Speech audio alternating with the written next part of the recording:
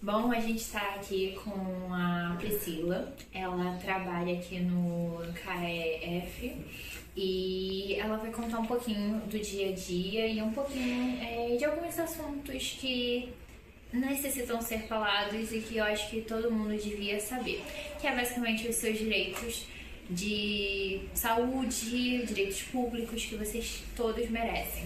Então, eu vou começar fazendo uma pergunta que eu achei muito importante, que é com que frequências vocês realizam um check-up médico? Bom dia, meu nome é Priscila, eu trabalho aqui no Centro de Acolhimento, né, o KF, e esse KF, a nossa empresa é da Associação Evangélica Beneficente. E a gente faz aqui mais ou menos como você falou, falar um pouco aqui do que a gente faz. A gente acolhe as pessoas em situações de vulnerabilidade. Não necessariamente a pessoa que vem, por exemplo, da rua especificamente. A gente também recebe aqui os refugiados, estrangeiros, né? E a gente garante para eles todos esses direitos, né?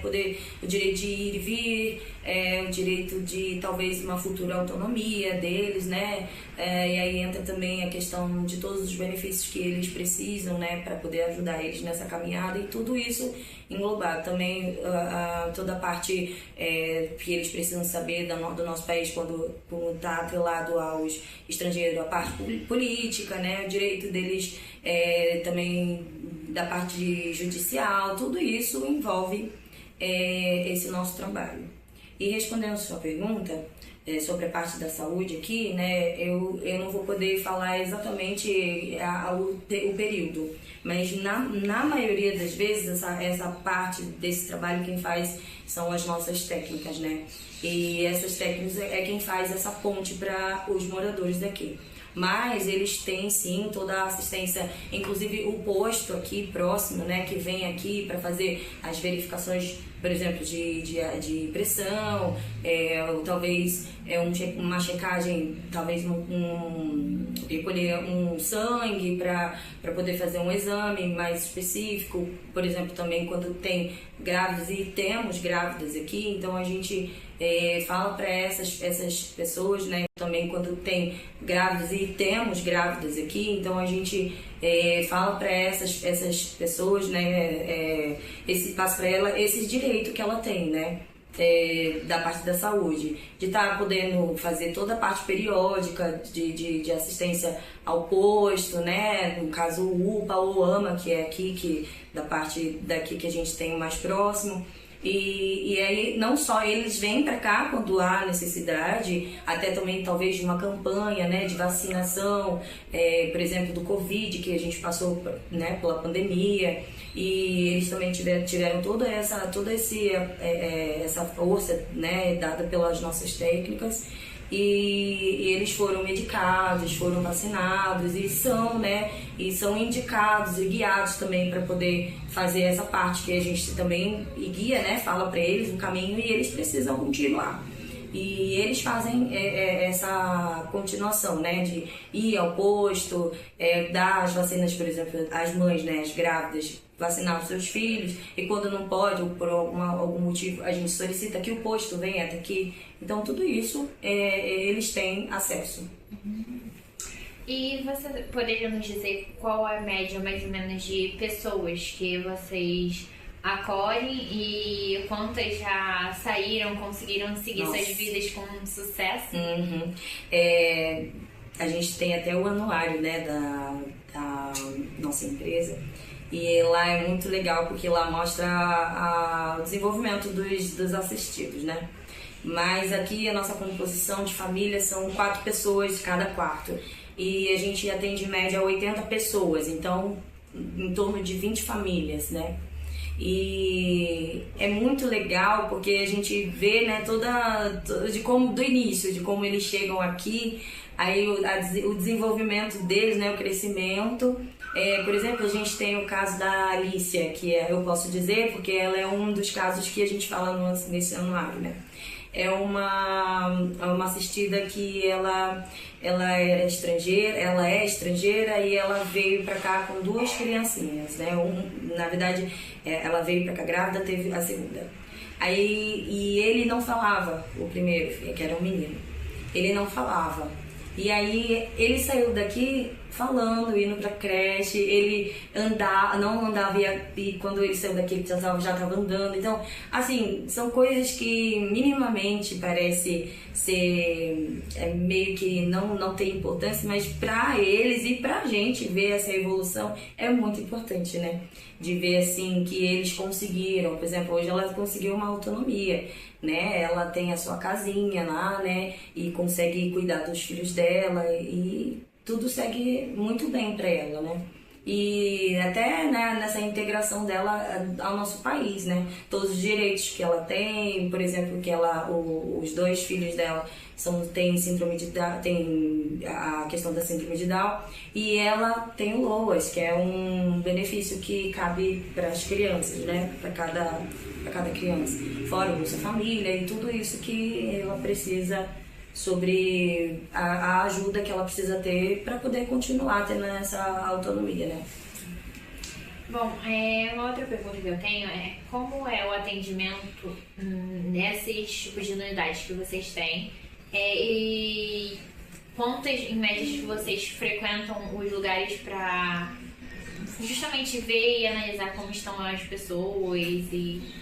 Então, na verdade, a gente não, aqui nosso centro de acolhimento, a gente não chega a ir para fora. Existe... Frequentam os lugares para justamente ver e analisar como estão as pessoas e... Então, na verdade, a gente não, aqui nosso centro de acolhimento, a gente não chega a ir para fora.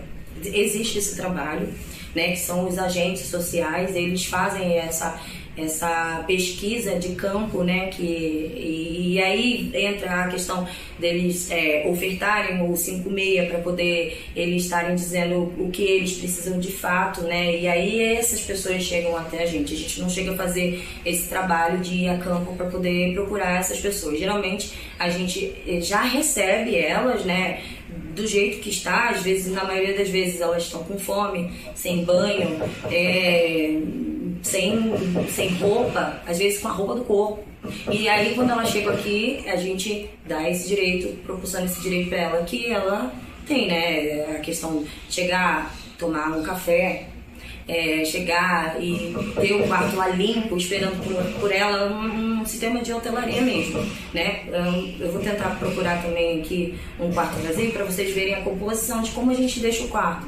É uma recepção de hotelaria mesmo, tem para ela lá a toalha que é dela, entendeu? A escova de dente, todo produto de higiene que é para ela, é exclusivo. Então, a questão também dos lugares que eu já apresentei aqui para vocês, por exemplo, também tem a lavanderia, que ela lava e seca a roupa dela. Bem americano. Entendeu? Gente, então, isso é muito legal, sabe? Então, a gente não chega a procurar, mas quando a gente tem essa oportunidade de assistir ela, quando ela chega aqui, a gente proporciona na melhor forma e no tudo que a gente pode dar de melhor para essas pessoas. Bom, você sabe dizer se as vacinas dos atuais moradores aqui, se todas estão em dia? Todas estão em dia. Tirando se por um acaso, vamos supor, eu estou falando aqui com você, hoje, né? Hoje é o dia 13/11. Se a gente não recebeu nenhuma família nova entre ontem e hoje, madrugada, então todos aqui que a gente tem, né, estão todos com vacina em dia. Agora, se chegou de ontem para hoje, a gente ainda não tem mesmo, porque eles vão fazer atendimento com a técnica e ela precisa passar todas essas informações direito que a criança tem, né, sobre essa questão de vacina. Como funciona o acompanhamento da UBS, as visitas periódicas?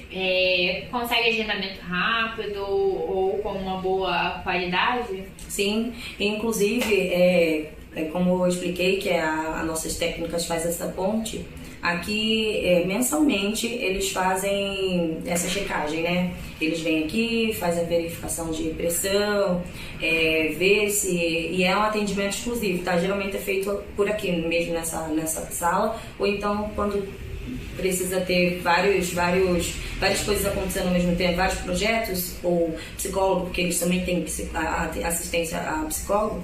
Então a gente divide essas partes e aí o atendimento é aqui mesmo. Então o posto vem, né, a UBS, o AMA vem pra cá e faz esses atendimentos com cada família em particular. E aí tem essa questão também, por exemplo, das vacinas, né? Se a criança não foi vacinada. As acomodações aqui, a Priscila contou um pouco pra gente como é. Você acha que tem algo nas acomodações que precisa melhorar, ou que pode melhorar, ou algo que você achou muito legal quando você chegou aqui? É interessante um hotel onde ele dá televisão, onde dá internet. Não sei se todos são assim, aqui são, né? Fora as refeições em todos os horários. Mas nas acomodações eu particularmente eu não tenho do que reclamar. Você diria que é feliz aqui, que se sentiu amada e acolhida? Com certeza. Do dia que eu fui embora eu vou chorar. Você falta do povo. Mas a gente acaba fazendo amizade, querendo ou não, isso aqui acaba sendo a nossa família, né? Por mais que a gente não queira se envolver, mas a gente se envolve. Principalmente porque aqui todo final de mês tem a comemoração dos aniversariantes. Então a gente está sempre unido com festa, com passeios, com brincadeiras e atividades. Então, querendo ou não, acaba criando laços. Com certeza, eu imagino. E eu falo isso porque, por exemplo, a minha família é muito grande mesmo. E por ser uma família muito grande, a gente tem parentes espalhados por Brasil a todo. Mas eu falo que eu tenho mais família, amigos do que família, porque meus família, amigos, geralmente eu tenho contato todo dia, quase toda hora. E como você lidou com esse distanciamento da família, porque querendo ou não, apesar de, tipo assim, às vezes a gente considerar os amigos família, ter um distanciamento da família realmente é difícil. Por incrível que pareça, no começo foi até fácil, né? Porque meu esposo já fazia mais de um ano que estava para Bona de Caia, eu estava para lá com os meninos apenas. Então, para mim, foi até fácil no primeiro ano, mas agora, à medida que vai se aproximando, final de ano, que é Natal, onde todo mundo se reúne, aí vai batendo aquele nervosinho no coração, aquela saudade, sabe, do sangue contato. Aí eu tô sentindo bastante. As tradições, né? As tradições familiares são as melhores partes da vida do Natal. Você poderia dizer pra gente, assim, algo que você indica pra quem ainda não conhece o trabalho daqui? Algo que você acha que é diferencial, ou que você acha que eles possam vir procurar aqui pra poder receber ajuda? Aqui, devido a muitas famílias que entraram daqui, já tem passado por outros hotéis, a gente passou só por isso, né? Eles falam que esse aqui é o melhor lugar, em termos de acolhimento. O tratamento aqui é bem humanizado. Eles tentam ser o mais flexível possível e ajudar a pessoa realmente a querer uma mudança, a querer uma autonomia. Então aqui eu acho bem legal, eu não tenho vontade de sair daqui. Quando a gente se sente escolhido, protegido e feliz, a gente não quer que isso acabe, a gente quer que fique pro resto da vida. Você recomenda esse espaço para outras pessoas, outras famílias? Sim, principalmente para a família que queira de fato realmente começar, né? E não sabe por onde. Aqui é um lugar bem seguro de fato, é bem acolhedor mesmo. Você vai abrir as portas, aos pouquinhos vai abrir e você consegue se reestruturar, se realmente a pessoa quiser, né? Bom, gente, é isso. Muito obrigada pelo seu relato. Com certeza vai impactar muita gente e...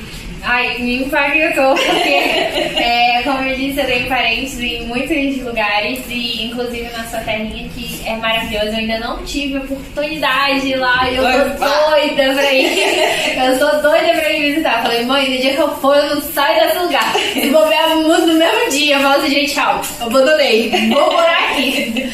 Porque eu amo lugar de praia, eu amo lugar de calor e eu amo a simplicidade que Sim. geralmente esses lugares assim tem. Por exemplo, eu tenho um sonho muito grande de conhecer o Natal. É muito bom, muito lindo. Falam maravilhas de Natal e eu sou doida pra conhecer o Natal. Tenho oportunidade? Ainda não. Por quê? Porque me falta, às vezes, a oportunidade de conseguir ter tempo pra ir. Porque muitas vezes que influencia é tempo, né? A gente às vezes tá na correria da vida e não consegue.